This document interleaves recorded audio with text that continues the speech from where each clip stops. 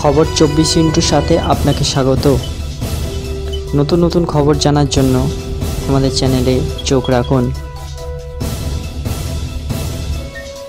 তোলা না পেয়ে বাগুইয়াটির প্রমোটারকে মারধরের ঘটনায় 11 দিন পেরিয়ে গিয়েছে, কিন্তু বিধাননগরের অভিযুক্ত তৃণমূল কাউন্সিলর সমরেশ চক্রবর্তীকে এখনও ধরা যায়নি।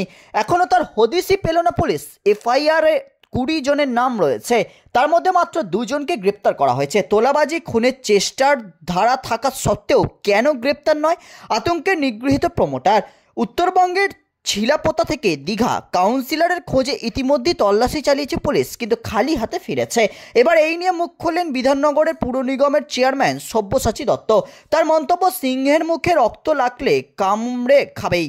সব্যসাচী আরও বলেন, গ্রাম বাংলায় একটি চলতি কথা রয়েছে, বিয়ের প্রথম রাতেই বিড়াল মারতে হয়। প্রথম দিনেই রুখে দাঁড়ানো ছিল, তাহলে এই পরিস্থিতির সম্মুখীন হতে হতো না। আর হতে হলেও ওর এই টাকাটা যেত না, অন্তত এই এপিসোডের পর ওকে টাকাটা দিতে হতো না। এখন টাকাও গেলে রক্তও গেল। সিংহের মুখে রক্ত লাগলে তো সিংহ কামড়ে খাবেই। গোটা বিষয়ে আতঙ্কিত আক্রান্ত প্রমোটার। তিনি বলেন, সব্যসাচী দত্তের কথায় তো আমার মনে হচ্ছে আমার জীবনটাও যাবে। আমি ন্যায় বিচারের দিকে তাকিয়ে, মাননীয় মুখ্যমন্ত্রীর দিকে তাকিয়ে, যদি মরতে হয় মরবো। আগের যে আইসি ছিলেন তিনি বলেছিলেন, কাউন্সিলরের সঙ্গে বসে যাও, বসে ব্যাপারটা মিটিয়ে নাও। আমি কিছু করতে পারবো না, কোনো এফআইআর নিতে পারবো না। 11 দিন যে পালিয়ে থাকতে পারে সে কত বড় প্রভাবশালী। ব্যুরো রিপোর্ট, খবর 24/7।